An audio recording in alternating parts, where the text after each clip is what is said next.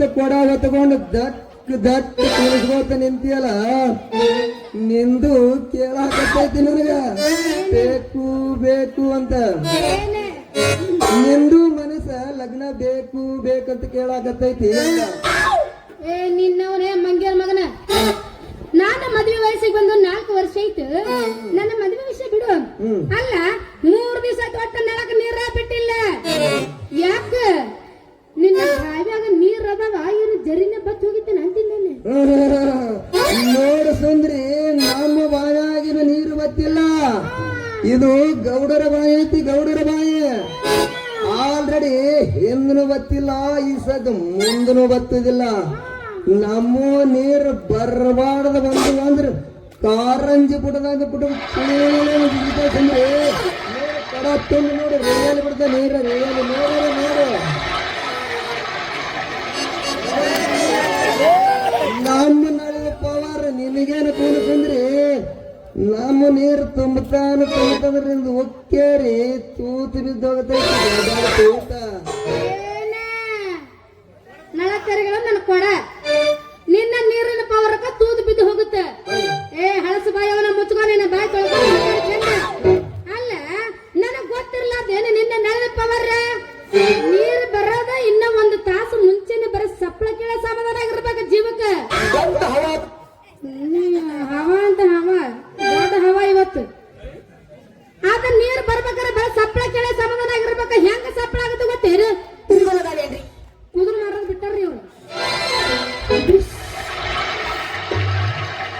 ಬರ್ರಿ ಹಿಂಗ ಸಪ್ಪಳನೆ ಬರ್ತಾವಂದ್ರೆ ಸತ್ರು ನೀರು ಬರಂಗಿಲ್ಲ. ನಳ ಕೈಯಾಗಿ ಹಿಡ್ಕೊಂಡು ಅಳಗೆ ಆಡಿಸಿದ್ರ ಮಾತ್ರ ಬರ್ರ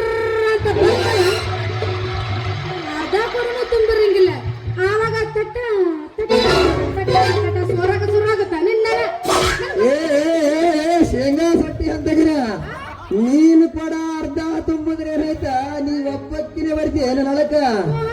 ಒಳಗೆ ಎಂತಿಂತರು ಬರ್ತಾರ ಸುಂದ್ರಿ, ಒಬ್ರು ಇಟ್ಟೆ ತರ್ತಾರ, ಒಬ್ರು ಇಟ್ಟೆ ತರ್ತಾರ ಸುಂದ್ರಿ. ಅಂತಿಂತ ಹೊರಗೆ ತುಂಬಿನ ಸುಂದ್ರಿ, ನಿನಗೂ ತುಂಬುದೇನು ದೊಡ್ಡ ಮಾತ. ಇಟ್ಟೆ ಐತಿ ಕೊಡ.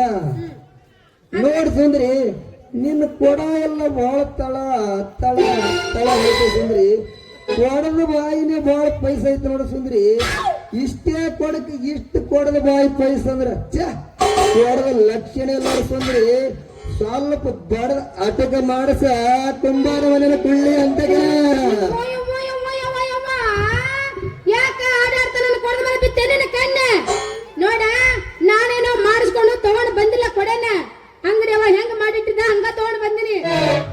ಇನ್ನ ಒಂದ್ ವೇಳೆ ಹತ್ತಿ ಮಾಡಿಸಲಕ್ ಬರಂಗಿಲ್ಲ, ಆಗಲ್ ಮಾಡಿಸಂದ್ರೆ ಮಾಡಿಸ್ತೀನಿ. ಹೇಳ್ರ ಹಿಡ್ದಕಿನ ನೀ ಕೊಡ ಬಡಿಲಾರ್ದರ ಕೈಯಾಗ ಒಟ್ಟಿ ಅಂದ್ರ ಎಲ್ಲರೂ ಮಡಿಚಿ ಮುಡುತ್ತಾನವ್ರು ಮುರಾ ಬಟ್ಟಿ ಮಾಡಿ ಇಟ್ರ ಅಂದ್ರ ನೀರ್ ತುಂಬಲಕ ಬರ್ಲಾರ್ದಂಗ ಬಿಟ್ಟದ ಸುಂದ್ರಿ. ಅಟ್ಟೆ ಇರ್ಲಿ ಬಿಡು. ಸರಿ, ಇವಾಗ ಎಲ್ಲಿ ಹೊಂಟಿ ನೀನೆ ನೋಡ್ ಸುಂದ್ರಿ. ಈ ಸದ ತಳಗಿ ನೋಡಿ ನೀರ್ ಬಿಡ್ಲಕ್ ಹೋಗ್ಬೇಕು. ಎತ್ ಬೇಡ, ತಳಗಿನ ಓಣಿಗೆ ನೀರು ಬಿಟ್ಟು ಮ್ಯಾಗಿನ ಓಣಿಗೆ ಬರ್ಬೇಕು ಸುಂದ್ರಿ. ಮ್ಯಾಗಿನ ಓಣಿಗೆ ನೀರು ಬಿಟ್ಟು ದಾರಿಗೆ ಹೊಂಟ ಐದು ಬರೋದೇ ಸಾಕು ಸುಂದ್ರಿ. ನರ್ಸಪ್ಪಣ ನರ್ಸಪ್ಪ ಮಾವ, ನನ್ನ ಬಾಲಿ ಬಂದಿಲ್ಲ, ನಿನ್ನ ಬಾಲಿ ಬಂದಿಲ್ಲ, ನನ್ನ ಬಾಲಿ ಬಂದಿಲ್ಲ, ನನ್ನ ಬಾಲಿ ಬಂದಿಲ್ಲ, ನಿನ್ನ ಬಾಲಿ ಸಾಕು ಸಾಕಬೇಕು ನೋಡಿ ಸುಂದ್ರಿ. ನೀರ ನೀರ ಹೆಣ್ಮಕ್ಳದೊಂದು ಸಾಕಾಗೈತ್ ನೋಡಿ ಸುಂದರಿ. ಕಿರಿಕಿರಿ ಏನು ಮಾಡಿ ಸುಂದರಿ. ಎಲ್ಲಿ ಪೈಪ್ನಾಗ ಕಸರ ಸಿಕ್ಕೈತು, ಎಲ್ಲಿ ಪೈಪ್ ಲೀಕೇಜ್ ಆಗೈತು ಕೋಣಿಲ್ಲ ಸುಂದರಿ. ನೋಡ್ಕೊಂಡು ಬರೋದ್ರಾಗ ಸೆಟ್ಟಿಂಗ್ ಮಾಡಿ ಸಟ್ ಮಾಡಿ ಬರೋದ್ರಾಗ ಸುಂದರಿ. ನೀ ಒಂದು ಪೈಸಾ ಅಟಕ ನೀ ಮಾಡ್ಕೋತ ನಿಂತಿ ನೋಡು ಸುಂದರಿ. ನಿಮ್ಮತ್ತಾರ ಬಿಟ್ಟು ನನ್ನ ತಲೆ ಅನುಕೂಲ ನೋಡು ಸುಂದರಿ. ಮುಸ್ಲಿಗೆ ಏಟರ ಮಾತು ಬಡಿತೀವ ಮಾರಾಯ. ವ್ಯಾಪಾರ ಪಟ್ಟಿ ಮಾತಾಡ್ಬೇಕು ನಿನ್ನ ಹಂಗೆ ಐತಿ. ಈಗ ನಾನು ಒಟ್ಟ ಈಗ ನೀರು ಬಿಡಂಗಿಲ್ಲ. ನೀರು ಗೊತ್ತಿಲ್ಲ, ನಾ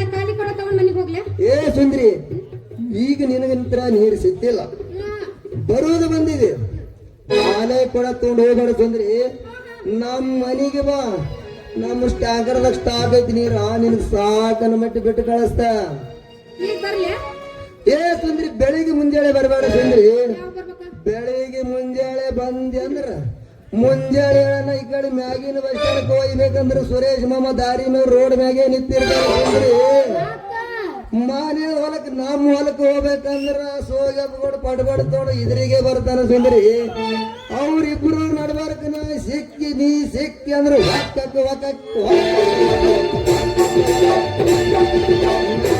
ಕುಂಡಿರ್ಬೇಕಾದ ಸುಂದರಿ ಅದಕ್ಕೆ ರಾತ್ರಿ 9:10 ಬಾ ಸಾಕನ ಮಟ್ಟ ಬಿಟ್ಟು ಕಳಿಸ್ತಂದ್ರಿ ಯಾಕ ಹಗಲು ಬಿಡ್ಲಾರ್ದ ನೀರು ರಾತ್ರಿ ಯಾಕೆ ಬಿಡ್ತೀಪ್ಪ ಹಂಗಲ್ಲ ಸುಂದ್ರಿ ಅವ್ರು ಹೇಳಿ ನಿನಗ ಬಂಕ್ ಅನ್ಸ ಇಲ್ಲೇ ಕೊಂಡ್ರ ಏನು ಮಾಡ್ಲಿ ಹಂಗಲ್ಲ ರಾತ್ರಿ ನೀನ್ ಹಗಲೆಲ್ಲ ನೀರ್ ಬಿಟ್ಟು ಟಾಕಿ ತುಂಬಿರುತ್ತ ರಾತ್ರಿ ಬಂದ್ರೆ ಯಾರಂಗಿಲ್ಲ ತುಂಬ ಕೊಡ್ತೀನಿ ನೋಡ ಮರಯ್ಯ ಹೆಂಗ ನೀ ರಾತ್ರಿ ಬಿಟ್ಟು ಅನ್ನಕತ್ತಿಲ್ಲ ನಾ ಈಗ ಖಾಲಿ ಕೊಡ ತಗೊಂಡು ನನಗೆ ಹೋಗ್ಬಿಡ್ತೀನಿ ಏ ಬರುದೇ ಇನ್ನ ಈಗ ಹಂಗ ಬಂದಿದೆ ಊಟ ಮಾಡಿ ಬಂದಿದ್ ಸುಂದ್ರಿ ಹಂಗೆ ಹೋಗಬೇಡ ನೀನು ಕೊಡದಾಗ ಪ್ರೀತಿಯ ಜೇನು ತುಪ್ಪ ತುಂಬಿ ಕಳಿಸ್ತೀನಿ ಸುಂದ್ರಿ ನಿಮ್ ಮನಿಗ್ ಹೋಗಿ ದಿನ ಇಟ್ಟಿಟ್ಟ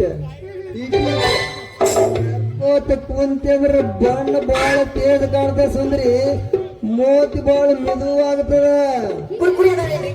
ಇಲ್ಲಪ್ಪ ಅಲ್ಲ ಈಗ ಕುಂತ ಜನ ಕಣ್ಣೆಲ್ಲ ನನಗೆ ಐತಿ ಅವ್ರ ಏನ್ ವಿಚಾರ ಮಾಡ್ತಾರ ಸುಂದ್ರಿ ಹೋಗೋ ಮುಂದ ಕೊಡ ಎಷ್ಟು ತಳ ತಳ ಹೊಳಕತ್ತಿತ್ತು ಹಿಂಗ ಹೋಗ ಹಿಂಗ ಬರದ್ರಾಗ ಕೊಡ ಜಿಗಿಟ್ ಜಿಗಿಟ್ ಆಗೈತಿ ಅಂತ ವಿಚಾರ ಮಾಡ್ತಾರ ನನಗೆ ಬೇಕಿರನೇ ಬೇಡ ನೀನ್ ತುಪ್ಪ ಬೇಡ ಏನ್ ಬೇಡ ನಾ ಹಂಗ ಮನೆಗೆ ಹೋಗ್ತೀನಿ ಏ ಹಂಗೆ ಹೋಗ್ಬೇಡ ಸುಂದ್ರಿ ನಾಲ್ಕು ಕಡೆಗೆ ಪ್ರೀತಿಲಿ ಹಾಲು ತುಂಬಿ ಕಳಿಸ್ತೀನಿ ನಡಿ ಇಲ್ಲೇ ತೋಟ ಏನು ಬೇಕಾಗಿಲ್ಲ ಹಾಲು ಮೊಸರು ತುಪ್ಪ ನಮ್ಮ ಮನೆಗೆ ಏನು ಕಡಿಮೆ ಬಿದ್ದಿಲ್ಲ ನಾನು ಹಂಗ ಹೋಗ್ತೀನಿ ಈಗ ಎತ್ತ ಬೇಡ ಸುಂದ್ರಿ ಹಿಂಗ ನೀ ಲಂಗ ಎತ್ತಿದೆ ನೀ ಹಿಂಗ ಲಂಗ ಎತ್ತಿದೆ ನಂದು ಮೈಯಾಗಿಂದ ಹೇಳ್ತದ ತೆಲಾನ ಮಳ ನಿನಗೂ ಮಳ್ಳೈತಿಪ್ಪ ಹೌದು ಸುಂದ್ರಿ ನಿನ್ನ ಲಂಗ ಹಿಂಗ ಎತ್ತಿದೆ ಅಂದ್ರ ನಮ್ಮ ತೆಲಾನ ಮಳ ಎಳಿಬೇಕಂದ್ರ ನೀನು ಕೊಡ ತಳ ಬಾರ್ಸಾಗಿ ಹೇಳಿ ನೋಡು ಸುಂದ್ರಿ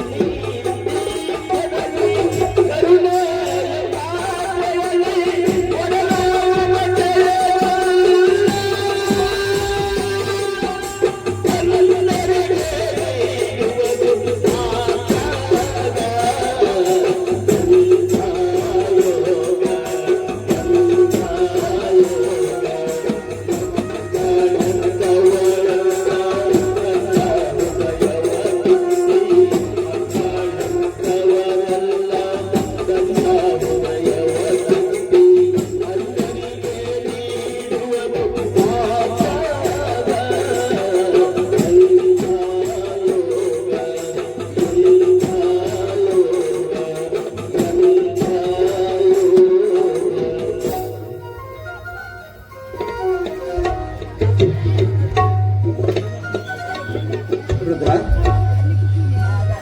ನಿನ್ನ ಹೆಂಡತಿ ಊರಿನಿಂದ ಈಗ ತಾನೇ ಬಂದಂತೆ ಕಾಣುತ್ತಾ ಇದೆ. ಮಗು ಚೆನ್ನಾಗಿದೆಯೋ?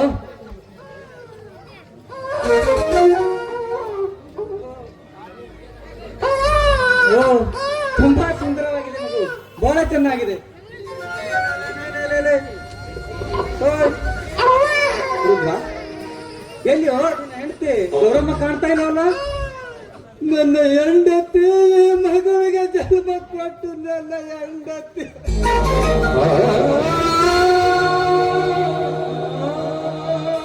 ರುದ್ರ, ನಿನ್ನ ಹೆಂಡತಿ ಏನಾಯ್ತು ರುದ್ರ? ಅವಳು ಈ ಮಗುವಿಗೆ ಜನ್ಮ ಕೊಟ್ಟು ತಕ್ಷಣ ಸತ್ತು ಹೋದಳು ನೋಡಿ.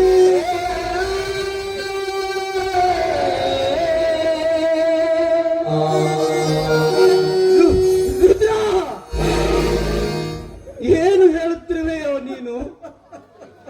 ಕಲ್ಪನೆಯಲ್ಲಿ ಕಾಣುವ ದುರಂತವನ್ನು ನುಡಿಯುತ್ತಿರುವೆಯಲ್ಲೋ ರುದ್ರ. ರುದ್ರ, ರುದ್ರ, ಈಗ ನಿನ್ನ ಹೆಂಡತಿ ಸತ್ತಿಲ್ಲ ರುದ್ರ, ನಿನ್ನ ಹೆಂಡತಿ ಸತ್ತಿಲ್ಲ ರುದ್ರ.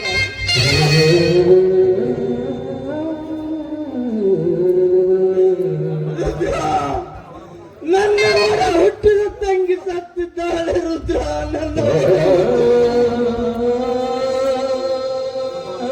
ಆ ಭಗವಂತ ನಿನ್ನ ಬಾಳಿನಲ್ಲಿ ಎಂತ ಬಿರುಗಾಳಿಯನ್ನು ಎಬ್ಬಿಸಿದನಲ್ಲ ರುದ್ರ.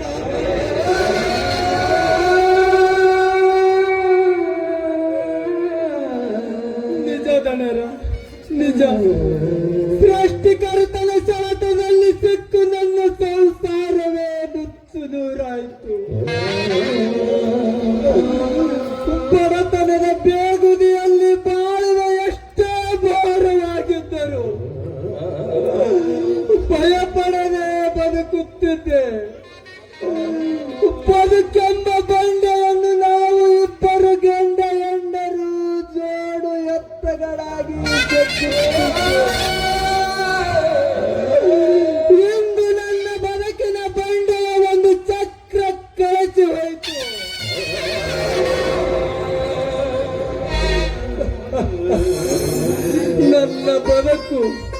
ನನ್ನ ಬದುಕು ಬರಡಾಯಿತು.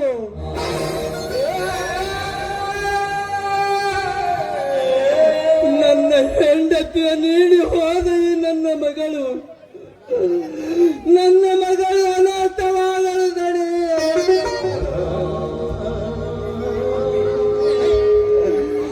ಈ ಪಾಪಿ ಹುಟ್ಟದಿದ್ದರೆ ಖಂಡಿತ ನನ್ನ ಹೆಂಡತಿ ಸಾಯುತ್ತಿರುವ.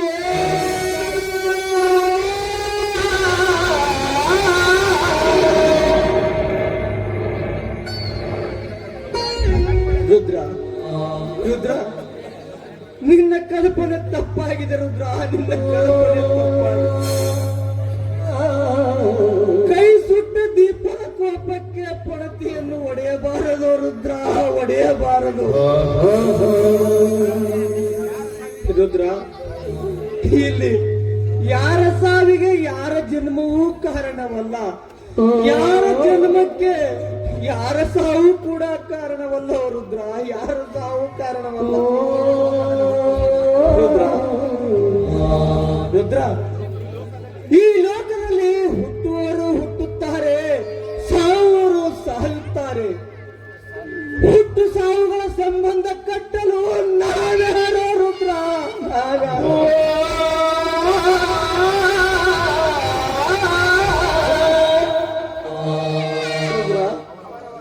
ಅವರವರ ಭೋಗ ಅವರವರ ಬೆನ್ನಿಗೆ ಕಟ್ಟಿಕೊಂಡು ಈ ಭೂಮಿಗೆ ಬಂದಿರುವರ ರುದ್ರ, ಈ ಭೂಮಿಗೆ ಬಂದಿರುತ್ತಾರೆ.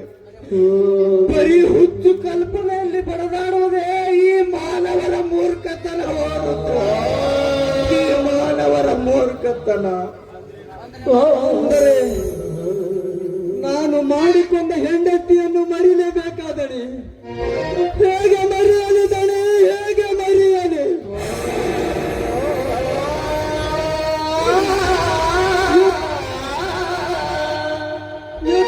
5 ವರ್ಷಗಳಿಂದಲೂ ಅವಳ ಜೊತೆ ನನ್ನ ಬಾಳಿದವನು, ಅವಳನ್ನು ಬಿಟ್ಟು ಬದುಕುವ ಶಕ್ತಿ ನನಗಿಲ್ಲದೆ.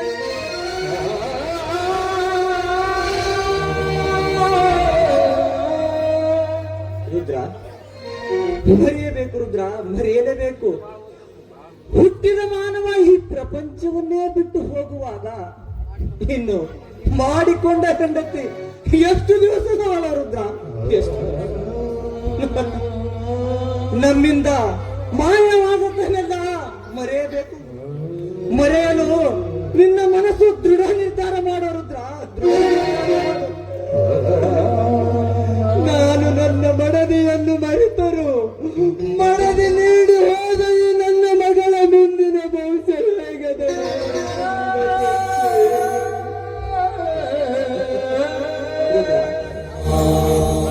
ರುದ್ರ, ಈ ಮಗುವನ್ನು ಬದುಕಿಸಬೇಕಾದದ್ದು ನಿನ್ನ ಧರ್ಮ, ಅದು ನಿನ್ನ ಆದ್ಯ ಕರ್ತವ್ಯವೂ ಕೂಡ ಹೌದು. ಈ ಮಗುವಿಗೆ ಅಂಬಿಕಾ ಅಂತ ನಾಮಕರಣ ಮಾಡು.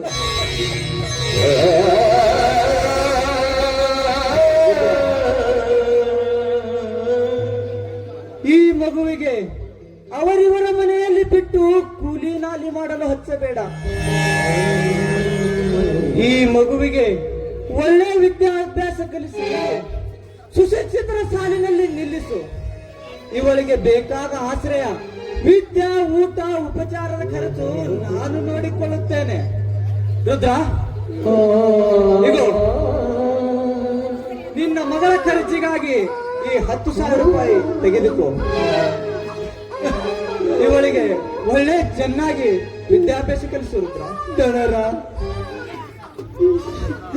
ನಿನ್ನ ಋಣವನ್ನು ನಾನು ಯಾವ ಜನ್ಮದಲ್ಲಿ ತೀರಿಸಬೇಕು?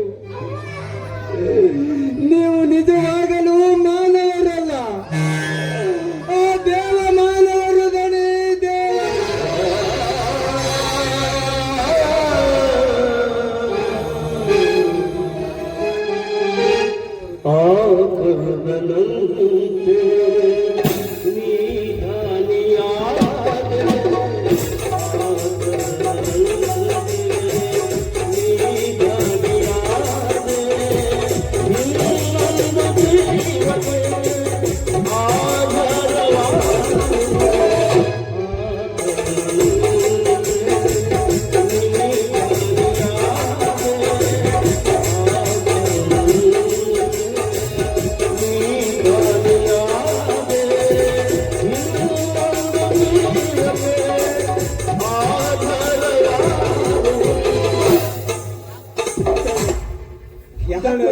ಕಣ್ಣೀರು ಋಣ ಮುಟ್ಟಿಸುವ ಕಾಲ ಬಂದೇ ಬರುತ್ತದೆ.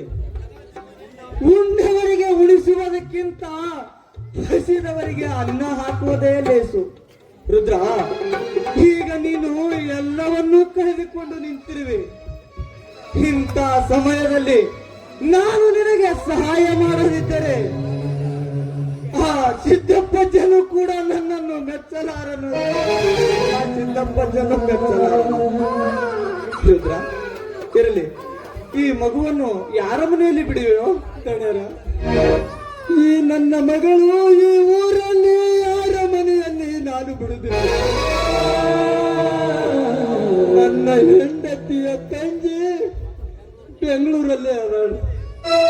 ಈ ಮಗಳನ್ನು ಒಯ್ದು ಅಲ್ಲೇ ಬಿಟ್ಟು ಬರ್ಬೇಕಂತ ಮಾಡಿ.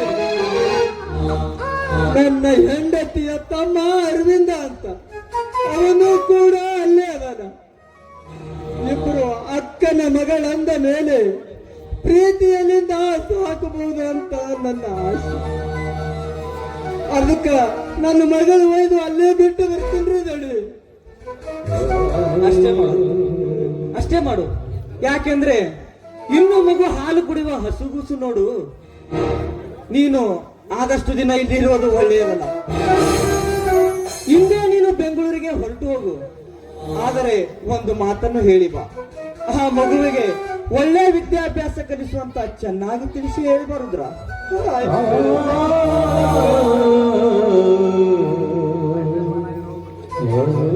ಆಯ್ತು ದಣಿ, ನಾನು ಹೋಗಿ ಬರ್ತೀನಿ. ಹೋಗಿ ಬರುದ್ರ, ಹೋಗಿ ಬಾ.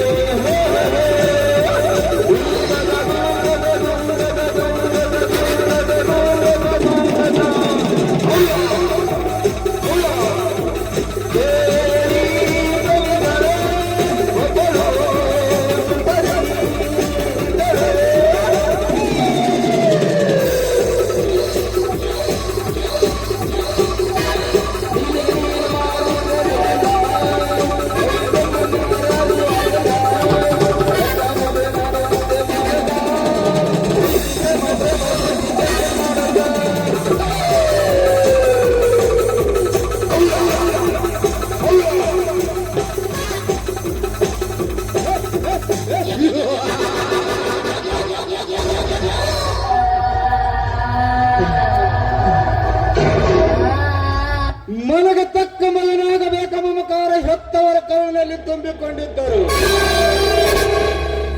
ಹೆತ್ತ ನನ್ನ ಮನದಲ್ಲಿ ಕಾಣುತ್ತಿರುವ 10 ಮರಗಳ ಮುರಿಯಕೆಂಬುದೇ ನನ್ನ ಕುತಂತ್ರ ಕಾಳಗ.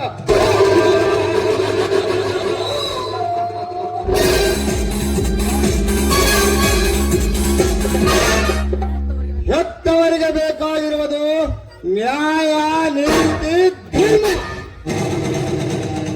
ಅವರ ರಕ್ತ ಹಂಚಿಕೊಂಡು ಬಂದಿರುವ ಈ ಮಾಂತೇಶನ್ಗೆ ಬೇಕಾಗಿರುವುದು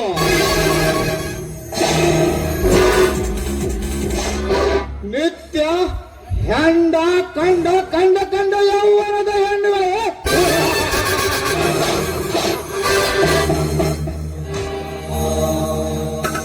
ಹೆತ್ತವರಿಗೂ ಹೆತ್ತ ಮಗನಿಗೂ ಎಷ್ಟೊಂದು ಅಂತರ. ಬಹಿರಂಗದಲ್ಲಿ ಬದುಕುವುದೇ ಹೆತ್ತವರ ಕೀರ್ತಿ, ಅಂತರಂಗದಲ್ಲಿ ಬದುಕುವುದೇ ಈ ಮೋಹಂತೇಶ್ವರ ಮಡಿನಲ್ಲಿ ವಿಷ ತುಂಬಿಕೊಂಡಿದ್ದರು.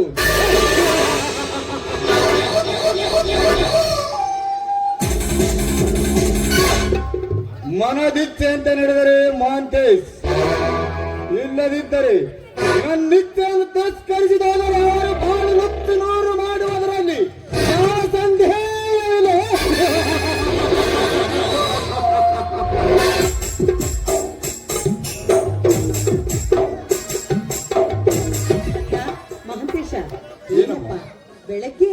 ಕಾಣ್ತಿಲ್ವಲ್ಲೋ, ಎಲ್ಲಿ ಹೋಗಿದ್ಯೋ ಕಂದ? ಅಮ್ಮ, ಮನೆಯಲ್ಲಿ ಕುಳಿತುಕೊಂಡು ತುಂಬಾ ಬೇಸರಗೊಂಡಿದ್ದೆ. ಆದ ಕಾರಣ ಸ್ನೇಹಿತರನ್ನು ಕಾಣಲು ಹೊರಗಡೆ ಹೋಗಿದ್ದೆ ಅಮ್ಮ. ಅಲ್ಲಪ್ಪ, ನೀನು ಊರಿಗೆ ಬರೋದೇ ಅಪರೂಪ. ಬಂದ್ರು 4 ದಿನ, 4 ನಿಮಿಷನೂ ಮನೇಲಿ ಇರೋದಿಲ್ಲ. ನಿಮ್ಮ ಅಪ್ಪಾಜಿನೋ ಮಹಾಂತೇಶ ಮಹಾಂತೇಶ ಅಂತ ಒಂದೇ ಸಮನೆ ಕೂಗ್ತಾ ಇರ್ತಾರೆ. ಇವತ್ತೊಂದಿನಾದ್ರೂ ಮನೇಲಿ ಇರಪ್ಪ. ತಗೋ, ಹಾಲು ಕುಡಿ.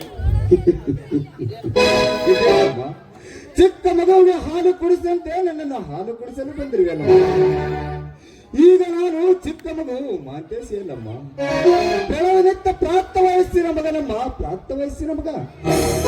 ಕಂದ, ನೀನೆಷ್ಟೇ ಬೆಳೆದು ದೊಡ್ಡವನಾದ್ರೂ, ಮುಂದೆ ದೊಡ್ಡ ಸ್ಥಾನದಲ್ಲಿದ್ರು, ಈ ಹೆತ್ತವರ ಕಣ್ಣಲ್ಲಿ ನೀನಿನ್ನೂ ಚಿಕ್ಕವನಪ್ಪ. ನೀನು ಚಿಕ್ಕವನಿದ್ದಾಗ ಚೊಕ್ಕಾಗಿ ಬೆಳಿಲಿ ಅಂತ ದಿನನಿತ್ಯ ನಾವು ನಿನಗೆ ಹಾಲು ಕುಡಿಸ್ತಿದ್ವಿ. ಆ ಅಭ್ಯಾಸ ನಾವಿನ್ನೂ ಬಿಟ್ಟಿಲ್ಲ. ನೀನು ಊರಿಗೆ ಬಂದಾಗ್ಲಾದ್ರೂ ಹಾಲು ಕುಡಿದು ಚೆನ್ನಾಗಿರ್ಲಿ ಅನ್ನೋದೇ ಹೆತ್ತವಳ ಆಸೆಯಪ್ಪ.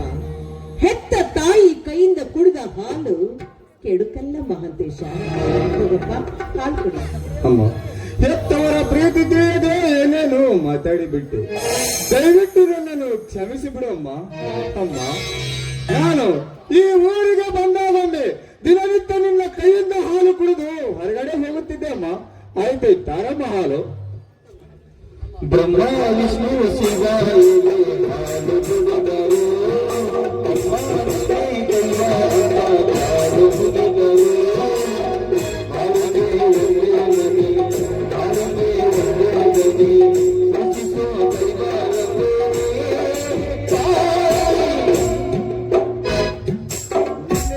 ಅಮ್ಮ, ನಿನ್ನ ಮನೆಗೆ ಬಂದಾಗ ತುಂಬಾ ಹೊತ್ತಾಗಿತ್ತು. ಅಪ್ಪಾಜಿ ಏನಾದರೂ ತಪ್ಪು ತಿಳಿದುಕೊಂಡರೆ? ಅವರು ತಪ್ಪು ತಿಳ್ಕೊಳ್ಳೋಕೆ ಮನೇಲಿದ್ರೆ ತಾನೇ ನೀನ್ ಕುಡಿದು ಬರೋದನ್ನ ನಾನು ಕಂಡೆ. ಕೈ ಹಿಡಿದು ಒಳತಂದೆ ಮಲಗಿಸಿದೆ. ಆಗ ನಿನ್ನ ಅರಿವು ನಿನಗಿರ್ಲಿಲ್ಲ. ನಿನ್ನ ಘನತೆ ಅರಿವಂತೂ ಮೊದಲೇ ಇಲ್ಲ. ಇನ್ನು ಈ ನಿನ್ನ ಕೆಟ್ಟ ಚಟ ನಿಮ್ಮ ಅಪ್ಪನ ಕಣ್ಣಿಗೆ ಬೀಳ್ಲಿಲ್ವಲ್ಲ, ಅದೇ ನನ್ನ ಪುಣ್ಯ ಅಂತ ತಿಳ್ಕೊತೀನಿ. ಅಮ್ಮ, ಮಹಾಂತೇಶ, ಹೆತ್ತ ಕರುಳಿನ ತಾಯಿಯಾಗಿ ಹೇಳ್ತಾ ಇದ್ದೀನಪ್ಪ. 10 ಜನ ನೋಡಿ ಮೆಚ್ಕೊಳ್ಳುವಂತ ಕೆಲಸ ಮಾಡ್ಬೇಕೇ ವಿನಃ ಇಂಥ ಹೀನ ಕೆಲಸಕ್ಕೆ ಎಂದು ಮನಸ್ಸು ಮಾಡಬಾರ್ದಪ್ಪ. ಇಷ್ಟು ಚಿಕ್ಕ ವಯಸ್ಸಿನಲ್ಲಿ ಕುಡಿಯೋದು, ಸೇದೋದು, ಜೂಜಾಡೋದು ಮಾಡಿದ್ರೆ ನಿನ್ನ ಜೀವನ ಆಧಾಪತರ ಕಿಳಿಯುತ್ತೆ ಮಹಾಂತೇಶ. ಏನು ಹೇಳುತ್ತಾ ಇರುವೆ ನೀನು? ಅಂತ ತಪ್ಪು ನಾನೇನೇ ಮಾಡಿರುವೆ? ಈ ಕಲಿಯುಗದಲ್ಲಿ ಕುಡಿಯೋದು ದೊಡ್ಡ ಅಪರಾಧವೇ ಅಮ್ಮ? ಕೊಲೆ, ಕಳ್ಳತನ, ಅತ್ಯಾಚಾರ ಮಾಡಿದರೆ ದೊಡ್ಡ ತಪ್ಪಾಗುತ್ತದೆ ಅಮ್ಮ. ಅಮ್ಮ, ದುಡ್ಡಿದ್ದ ದೊಡ್ಡವರಾದ ನಾವು ಇದೇನು ಕಲಿಯುಗದಲ್ಲಿ ದೊಡ್ಡ ತಪ್ಪಲ್ಲಮ್ಮ? ಹಾಗಂತ ನೀ ತಿಳ್ಕೊಂಡಿದ್ಯಪ್ಪ, ನಾವು ತಿಳ್ಕೋಬೇಕಲ್ಲ. ಯಾಕಂದ್ರೆ ಇದು ಸಂಸ್ಕೃತಿ ಸಂಪ್ರದಾಯಸ್ಥರ ಮಾರತನ. ಎಲ್ಲಿ ತಪ್ಪಿಗೆ ಆಸ್ಪದವೇ ಇಲ್ಲ. ತಪ್ಪು ಮಾಡಿ ಈ ಜಾಗದಲ್ಲಿ ಯಾರೇ ನಿಂತರು ಅಂಥವರಿಗೆ ಶಿಕ್ಷೆ ತಪ್ಪಿದ್ದಲ್ಲ. ಅಂಥ ಮನೆತನಪ್ಪ ಇದು. ಇಂಥ ಮನೆತನದಲ್ಲಿ ಹುಟ್ಟಿದ ನೀನು ಕೂಡ ಯಾವ ತಪ್ಪು ಮಾಡಬಾರ್ದು. ಒಂದು ವೇಳೆ ತಪ್ಪಿ ನಡೆದಿದ್ಯಾದ್ರೆ ನಿನಗೆ ದುರಂತ ತಪ್ಪಿದ್ದಲ್ಲ. ಎಚ್ಚರ ಮಹಾಂತೇಶ. ಅಮ್ಮ, ತಿಳಿಯುತ್ತಮ್ಮ, ತಿಳಿಯಿತು. ಹೆತ್ತವರ ಆಜ್ಞೆ ಮೀರಿ ಇನ್ನು ಮುಂದೆ ಯಾವ ತರ ತಪ್ಪಾಗದಂತೆ ನಡೆದುಕೊಳ್ಳುತ್ತೇನಮ್ಮ. ಅಮ್ಮ, ನಿನ್ನೆ ರಾತ್ರಿ ನಾನು ಕುಡಿದು ಬಂದಿದ್ದಕ್ಕೆ ಶಿಕ್ಷೆ ಕೊಡುವುದಾದರೆ ನಿನ್ನ ಕೈಯಿಂದ ನನ್ನ ಕೆನ್ನೆಗೆ 4 ಬಾರಿ. ಅಮ್ಮ, ಎಂಥ ಮಾತು ಅಂತ ಮಾತಾಡ್ತೀಯಪ್ಪ. ನೋಡು, ಮುಂದೆ ನಮ್ಮ ಗಂಡ ಹೆಂಡಿರ ಬಾಳಿಗೆ ಕಣ್ಣಾಗ್ಬೇಕಾದವನಪ್ಪ. ನಮ್ಗೇನು 10 ಮಕ್ಕಳಿಲ್ಲ, ಇರೋನು ನೀನೊಬ್ಬನೇ ಒಬ್ಬ ಮಗ. ನಾನು ಯಾಕಿಷ್ಟೆಲ್ಲ ಹೇಳ್ತಾ ಇದ್ದೀನಿ ಅಂದ್ರೆ, ನೀನು 100 ತಪ್ಪು ಮಾಡಿದ್ರು ಅದನ್ನು ಮುಚ್ಚಿಕೊಳ್ಳುವ ಮನೋಭಾವ ಈ ಹೆತ್ತವರಿಗೆ. ಆದ್ರೆ ನಿಮ್ ತಂದೆಯವರಂಥವ್ರಲ್ಲಪ್ಪ, ಅಂಥವ್ರಲ್ಲ. ಕಳ್ಳರನ್ನು ಕಂಡರೆ ಕೆಂಡ ಕಾರುತ್ತಾರೆ. ಕಳ್ಳರನ್ನು ಕಂಡರೆ ಅವರ ಕೈಕಾಲನ್ನೇ ಕತ್ತರಿಸುತ್ತಾರೆ. ಕೊಲೆಗಡಕರನ್ನ ಕಂಡರೆ ಅವರ ಕತ್ತನ್ನೇ ಕತ್ತರಿಸುತ್ತಾರೆ. ಅಂಥ ನಿಷ್ಠಾವಂತರಪ್ಪ ನಿಮ್ಮ ತಂದೆ. ಅಂಥವರ ಮಗನಾದ ನೀನು ಕೂಡ ಅಷ್ಟೇ ನಿಷ್ಠೆಯಿಂದ ಇರಬೇಕು. ಯಾವ ಕಾರಣಕ್ಕೂ ಎಂಥ ಸಂದರ್ಭದಲ್ಲೂ ನಿನ್ನಿಂದ ತಪ್ಪಾಗಬಾರ್ದು ಮಹಾಂತೇಶ. ತಪ್ಪು ಅಮ್ಮ, ಅವ ಇನ್ನು ಮುಂದೆ ಯಾವ ತರ ತಪ್ಪಾಗದಂತೆ ನಡೆದುಕೊಳ್ಳುತ್ತೀನಿ. ಇದೇ ನನ್ನ ಕೊನೆ ಮಾತಮ್ಮ. ಅಮ್ಮ, ಇವತ್ತ ಎಕ್ಸಾಮ್ಗಂತೆ ಬೆಂಗಳೂರಿಗೆ ಹೋಗ್ಬೇಕಮ್ಮ. ಅಪ್ಪನ ಕಡೆಯಿಂದ ಒಂದು 10,000 ರೂಪಾಯಿ ಕೊಡಿಸಮ್ಮ. 10,000 ರೂಪಾಯಿ ಯಾಕಪ್ಪ, 50,000 ರೂಪಾಯಿ ಕೊಡಿಸ್ತೇನೆ. ಆದ್ರೆ ನೀನು ಓದಿ ಒಳ್ಳೆ ವಿದ್ಯಾವಂತನಾಗ್ಬೇಕನ್ನೋದೇ ನನ್ನ ಆಸೆ. ಆಯ್ತಮ್ಮ, ಆಯ್ತಮ್ಮ.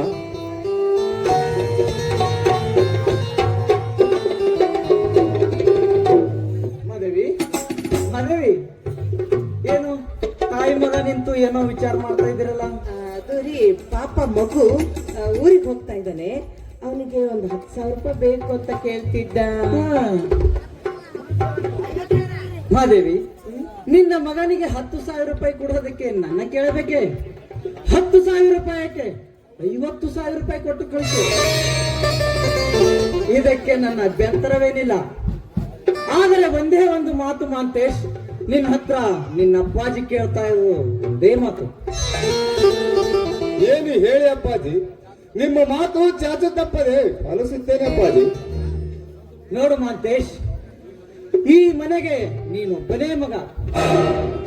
ಈ ಮನೆಯ ಸ್ವಾಧೀನದಲ್ಲಿ ಬರುವ ಆಸ್ತಿ, ಅಂತಸ್ತು, ಸಿರಿ, ಸಂಪತ್ತಿಗೆ ನೀನೊಬ್ಬನೇ ಸರ್ವಾಧಿಕಾರಿ.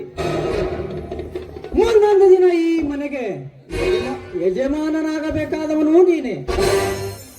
ನೋಡು ಮಹಾಂತೇಶ್, ನಮ್ಮ ವಯಸ್ಸು ಇಳಿಯುತ್ತಾ ಹೋಗ್ತಾ ಇದೆ, ನಿನ್ನ ಬುದ್ಧಿ ಬೆಳೆಯುತ್ತಾ ಹೋಗ್ತಾ ಇದೆ. ಆದರೆ ಬೆಳೆಯುವ ಈ ನಿನ್ನ ಬುದ್ಧಿಯಲ್ಲಿ ಸಂಸ್ಕೃತಿ, ಸಂಪ್ರದಾಯ, ನಿಷ್ಠೆ ಬಹಳಷ್ಟು ಪರಿಶುದ್ಧವಾಗಿರಬೇಕು. ಪರಿಶುದ್ಧವಾದ ಈ ನಿನ್ನ ಮನಸ್ಸನ್ನು ಕಂಡು 10 ಜನರು ಮೆಚ್ಚಿಕೊಳ್ಳುವಂತಿರಬೇಕು. ಮಹಾಂತೇಶ್, ತುಚ್ಛವಾದ ಇಚ್ಛೆಗಳನ್ನು ಕಿಚ್ಚಿನಲ್ಲಿ ಸುಟ್ಟು ಚೊಕ್ಕ ಚಿನ್ನದ ಚಂದನದ ಗೊಂಬೆಯಾಗಿ ಕಾಣಬೇಕು ನೀನು ಕಂಡವರ ಕಣ್ಣಲ್ಲಿ. ಅಪ್ಪಾಜಿ, ಹೆತ್ತವರ ಕರುಳಿಗೆ ಯಾವ ಕಳಂಕ ತರದಂತೆ ಈ ಮನೆಯ ಮುತ್ತಿನ ಹಾರವಾಗಿ, ನಿಮ್ಮ ನ್ಯಾಯ, ನೀತಿ, ಧರ್ಮದ ಉಸಿರಾಗಿ ಸದಾ ನಿಮ್ಮ ಆಶೀರ್ವಾದದೊಂದಿಗಿರುತ್ತೀನಿ ಅಂತೇಳಿ ನಿಮಗ ಮಾತು ಕೊಡುತ್ತೀನಿ ಅಪ್ಪಾಜಿ. ಮಗನಾದ ನನ್ನ ಮೇಲೆ ಸ್ವಲ್ಪ ನಂಬಿಕೆ ಇಡಿ ಅಪ್ಪಾಜಿ. ಮಹಾಂತೇಶ್, ನಂಬುತ್ತೇನಪ್ಪ, ನಿನ್ನನ್ನು ನಂಬುತ್ತೇನೆ. ಹೆತ್ತವರು ಮಗನನ್ನು ನಂಬದಿದ್ದರೆ ಮತ್ತೆನ್ಯಾರನ್ನು ನಂಬಬೇಕಪ್ಪ ನಾವು? ನೋಡು ಮಹಾಂತೇಶ್, ನನ್ನ ಮಾತಿನಿಂದ ನಿನ್ನ ಮನಸ್ಸಿಗೆ ಸ್ವಲ್ಪ ನೋವಾಗಿರಬಹುದು. ಆದರೆ ನಾನೇಕೆ ಈ ಮಾತನ್ನು ನಿನಗೆ ಹೇಳುತ್ತೇನೆ ಗೊತ್ತೇ? ಹೆತ್ತವರ ಆಸೆಯಂತೆ ಮನೆ ಎಂಬ ಗೂಡಿನಲ್ಲಿ ಮಗನೆಂಬ ಹಕ್ಕಿಯನ್ನು ಸಾಕಿ, ಪ್ರೀತಿ, ಪ್ರೇಮ, ವಾತ್ಸಲ್ಯವೆಂಬ ಕಾಳು ಕಡಿಗಳನ್ನು ಹಾಕಿ, ಬುದ್ಧಿ ಎಂಬ ಬೇಲಿಯನ್ನು ಹೆಣೆದು ಸಾವಿರಾರು ಜನರಿಗೆ ಪಾಠ ಪ್ರವಚನ ಹೇಳುವ ಶಿವಶರಣರ ಹಕ್ಕಿಯಾಗಲೆಂದು ನನ್ನ ಮನದಲ್ಲಿ ಆಸೆ ಹೊತ್ತು ಕುಳಿತಿದ್ದೇನೆ. ಆದರೆ ಆ ಹಕ್ಕಿ ರೆಕ್ಕೆ ಮುರಿತ ಮೇಲೆ 10 ಜನರಿಗೆ ಕುಕ್ಕುವ ರಣಹೊತ್ತಾಗಬಾರದೆಂದು ನಿನ್ನ ಅಪ್ಪಾಜಿ ನಿನಗೆ ಮುನ್ನೆಚ್ಚರಿಕೆ ಕೊಡ್ತಾ ಇದ್ದೇನೆ. ಅಪ್ಪಾಜಿ, ನಿಮ್ಮ ಮಾತಿನ ಅಂತರಂಗವು ನಾನು ಅರ್ಥ ಮಾಡಿಕೊಂಡೆ. ನೀವು ತಿಳಿದುಕೊಂಡ ಹಾಗೆ ಈ ಹಕ್ಕಿ ಹಸಿವಾಸ ತಿನ್ನುವ ರಣಹೊತ್ತಲ್ಲ ಅಪ್ಪಾಜಿ. ಈ ಶಿವಶರಣರ ಮಠದಲ್ಲಿ ಪಾಠ ಪಡಿಸುವ ಅರಗಣಿ ನಾನು ಅಪ್ಪಾಜಿ. ನೀವೇ ಕಾದು ನೋಡಿ, ಈ ಹಕ್ಕಿ ಕುಕ್ಕುವುದೋ ಅಥವಾ ಹೆತ್ತವರ ಕರುಳಿಗೆ ಕೀರ್ತಿ ತರುವುದು. ನಾ ಹೋಗಿ ಬರುತ್ತೇನಮ್ಮ ಅಪ್ಪಾಜಿ, ನಾ ಹೋಗಿ ಬರ್ತೇನೆ. ಹೋಗಿ ಬಾರದ್ರ.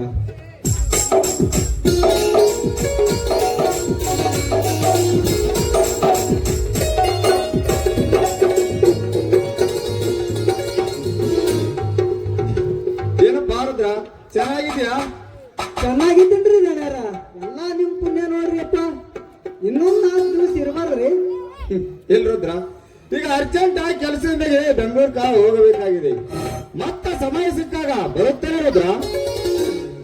ರುದ್ರ, ಒಳಗಡೆ ಸುಟ್ಕೇಸ್ ನಲ್ಲಿ ಮಹಾಂತೇಶನ್ ಸುಟ್ಕೇಸ್ ನಲ್ಲಿ 50,000 ರೂಪಾಯಿ ಇಟ್ಟು ಅವನನ್ನು ಕಳಿಸ್ಕೊಡಪ್ಪ. ಸರಿ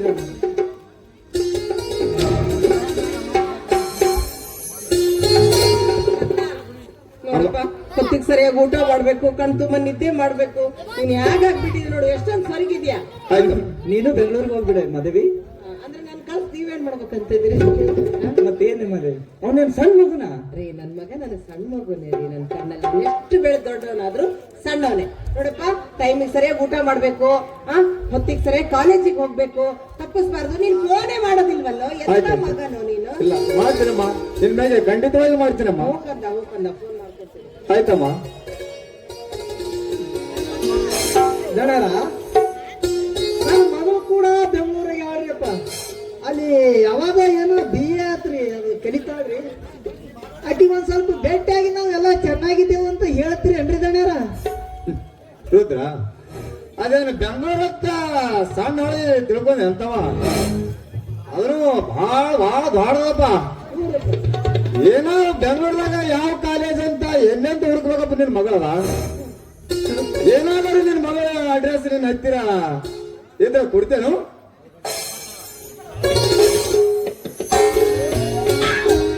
ಅಪ್ಪವ್ರ ಮನೆಗೆ ಬಿಟ್ಟು ಬಂದಿನ್ರಿ, ಆದ್ರ ಇನ್ನೊಂದ್ ಬಂದಾಗ ಕೊಡ್ತೀನತ್ರಿ. ನಡ್ರಿ ಹೋಗುನು ಬಸ್ರಿ ಗಿಡಕ್ಕೆ. ಬಸ್ಸಿ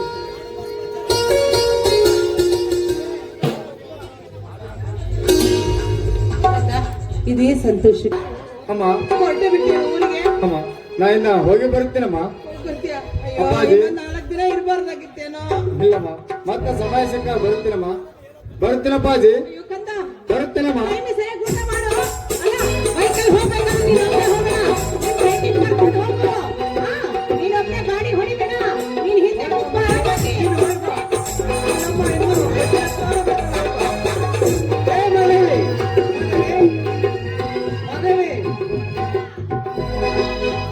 ಹೋಯ್ತು ನೋಡ್ರಿ, ಕೂಸು ಹೋಗು. ಮದುವೆ ಏನ್ರಿ? ಹೋಗ್ತಾನ್ ಬಿಡಿ ಅವನು. ಅವನೇನ್ ಸಣ್ಣ ಮಗನ? ಅಯ್ಯೋ, ನನ್ನ ಸಣ್ಣ ಮಗುನೇ ರೀ ಅವನು. ಯಾರು ಊಟ ಮಾಡ್ತಾರೆ ಹೇಗಿದ್ರು ನೋಡ್ರಿ, ಸ್ವರ್ಗ ಬಿಟ್ಟಿದ್ದಾನೆ ನನ್ನ ಮಗ. ಅಲ್ಲಿ ಮಗನನ್ನು ಕಳಿಸುವವರಲ್ಲಿ ನಾನು ಮರ್ತೇ ಬಿಟ್ಟಿಯಲ್ಲ. ನಿಮಗೇನ್ ಕೊರತೆ ಆಯ್ತು ಈಗ? ಹೊಟ್ಟೆ ತುಂಬಾ ಹಸಿತಾ ಇದೆ, ತಾಳ ಆಗ್ತಾ ಇದೆ. ಇದಕ್ಕೇನು ಕೊರತೆ ಇಲ್ಲ. ಊಟ ನನ್ನ ಮಗ ಹೋಗಂತ ಚಿಂತೆ ನನಗೆ.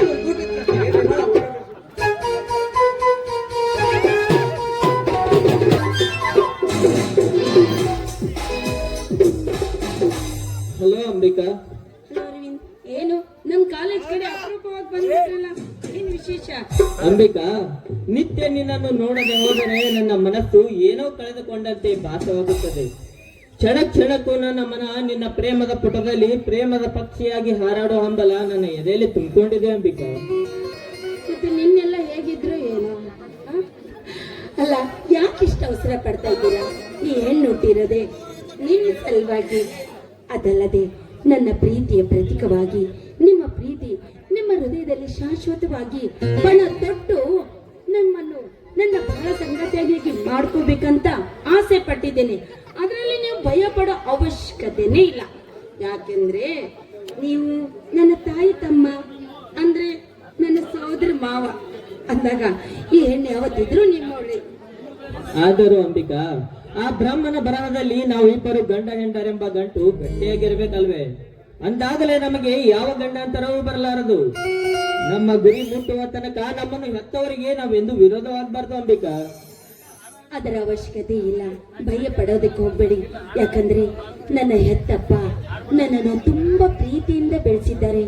ನನ್ನ ಹೆತ್ತ ತಾಯಿಯನ್ನು ಕಳೆದುಕೊಂಡ ಮೇಲೆ ಅವರು ನನ್ನನ್ನು ಪ್ರೀತಿಯಿಂದ ಬೆಳೆಸಿ ವಿದ್ಯಾವಂತಳನ್ನಾಗಿ ಮಾಡಿದ್ದಾರೆ. ಅಷ್ಟೇ ಅಲ್ಲ, ನನ್ನ ಯಾವ ಮಾತಿಗೂ ಅವರು ಇಲ್ಲ ಅನ್ನೋದಿಲ್ಲ.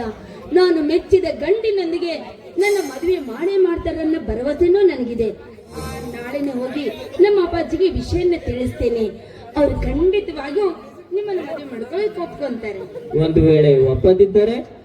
ಅಯ್ಯೋ ದೇವ್ರೆ, ಯಾವತ್ತಿಗೂ ಕೆಟ್ಟದನ್ನು ಯೋಚನೆ ಮಾಡಲೇಬಾರ್ದು. ಯಾವಾಗ್ಲೂ ಒಳ್ಳೆಯದನ್ನೇ ಯೋಚನೆ ಮಾಡಬೇಕು.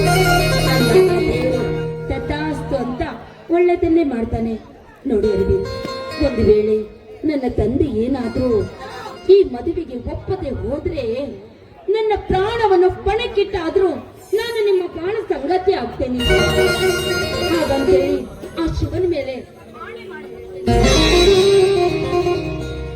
ಒಂದು ವೇಳೆ ನನ್ನನ್ನು ಬಿಟ್ಟು ನೀವು ಬೇರೆ ಯಾವ್ದಾದ್ರೂ ಹುಡುಗಿನ ಮದುವೆ ಛೇ ಛೇ ಛೇ, ಈ ಮಾತು ನನ್ನ ಕನಸಿನಲ್ಲಿ ಸಹ ನೆನೆಸಲಾರೆ ಅಂಬಿಕಾ. ಯಾಕೆಂದರೆ ನನ್ನ ರೋಮ ರೋಮಗಳಲ್ಲಿ ನೀನೇ ತುಂಬಿಕೊಂಡಿರುವಿ. ಒಂದು ದಿನ ನಿನ್ನನ್ನು ನೋಡದೆ ಹೋದರೆ ಅಂದು ನಾನು ಉಪವಾಸ ಮಲಗುತ್ತೇನೆ. ಮರೆತು ಮಲಗಿದರೆ ಆಕಾಶ ನನ್ನ ತಲೆ ಮೇಲೆ ಕಳಚಿ ಬಿದ್ದಂತಾಗುತ್ತದೆ. ಏಕೆಂದರೆ ನಿನ್ನನ್ನು ಮರೆತು ಬದುಕುವ ಮಾತಂತೂ ನನ್ನ ಮನದಲ್ಲಿ ಯಾವತ್ತೂ ಇಲ್ಲ. ಬದುಕಿದರೆ ನಿನ್ನೊಂದಿಗೆ ಬದುಕುವೆ, ಸತ್ತರೆ ನಿನ್ನೊಂದಿಗೆ ಸಾಯುವೆ. ಇದು ನನ್ನ ಮನಸ್ಸಿನ ನಿರ್ಧಾರ ಅಂಬಿಕಾ. ಅಲ್ಲಿ ನಾನಾದ್ರಷ್ಟೇ ನೀವೇ ನನ್ನ ಹೃದಯದ ದೇವರ ದೇಗುಲು ಅಂತ ತಿಳ್ಕೊಂಡಿದ್ದೇನೆ.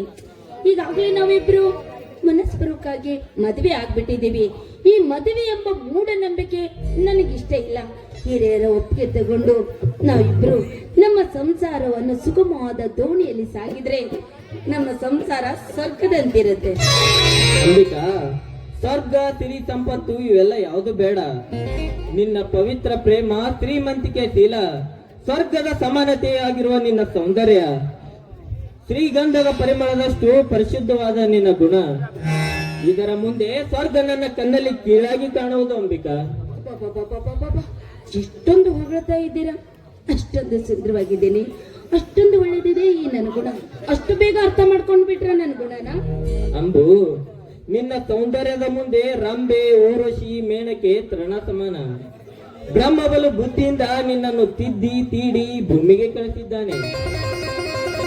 ಆ ಬಂಗಾರದ ಬಟ್ಟಲು ಹಿಡಿದುಕೊಂಡು ಊರೆಲ್ಲ ತಿರುಗಾಡಿದರು. ನಿನ್ನಂತ ಗುಣವತಿ ಸಿಗೋದು ತುಂಬಾನೇ ಕಷ್ಟ. ನೀನು ಅಪ್ಪಟ ಚಿನ್ನ ಎಂದಾದರೂ ಅದರ ಬೆಲೆ ಕಳೆದುಕೊಳ್ಳಬಹುದೇ? ಚಿನ್ನ ವಾಸಿಸುವ ವಸ್ತಿ ಗುಡಿಸಲಾದರೇನು, ಅರಮನೆಯಾದರೇನು, ಅದರ ಬೆಲೆ ಒಂದೇ. ನೀನು ಬಂಗಾರದ ಗಿಳಿ ಎಂದು ನನ್ನ ಹೃದಯದಲ್ಲಿ ಭದ್ರವಾಗಿರಿಸಿಕೊಂಡಿದ್ದೀನಿ ಅಂಬಿಕಾ. ಹಾಗಾದ್ರೆ ಆದಷ್ಟು ಬೇಗ ವಿಷಯನ ನನ್ನ ತಂದೆಗೆ ಮೊದಲು ಪತ್ರ ಬರೆದು ಕೇಳಿಸ್ತೇನೆ. ನಾವು ಇಬ್ರು ಬೇಗ ದಂಪತಿಗಳಾಗೋದು ಒಳ್ಳೇದು ಅನ್ಸುತ್ತೆ. ಆದ್ರೆ ನಮ್ ತಂದೆಯವರು ವರದಕ್ಷಿಣೆ ಎಷ್ಟು ಕೇಳ್ಬೋದು ಅಂತ ಕೇಳಿದ್ರೆ ಅವಾಗ ನಾನೇನ್ ಹೇಳ್ಬೇಕು? ನಿನ್ನ ತೂಕದಷ್ಟು ಚಿನ್ನ ಅಂತ ಹೇಳು ಅಂಬಿಕಾ. ಅಷ್ಟೊಂದು ಬಂಗಾರ ಅಂಬಿಕಾ, ನೀನು ನಮ್ಮ ಮನೆಗೆ ಬಂದರೆ ಮುಗಿದೋಯ್ತು, ಚಿನ್ನ ತಾನಾಗೇ ಬರುತ್ತೆ. ಆದ್ರೂ ನೀವು ಹೊಗಳದ್ರಲ್ಲಿ ಎಲ್ಲಿ ಕವಿ ಆಗ್ಬಿಡ್ತಾರೋ ಏನೋ ಅಂತ ನನಗೆ ಅನಿಸ್ತಾ ಇದೆ. ಹೆಚ್ಚೊತ್ತು ನಾನು ಇಲ್ಲೇ ನಿಂತು ಬಿಟ್ರೆ ನನ್ ಮೇಲೆ ಒಂದು ಕವನನೇ ಬರ್ದ್ಬಿಡ್ತೀನೋ ಅಂತ ನನಗೆ. ಕವನ ಈಗಾಗಲೇ ಕಟ್ಟಿದ್ದಾಗಿದೆ ಕೋಗಿಲೆ, ಹಾಡಲು ಶ್ರೀಕಂಠ ಬೇಕಾಗಿದೆ. ಆ ಕಂಠ ನೀನಾಗುವೆಯಾ? ಆಯ್ತು, ಯಾರು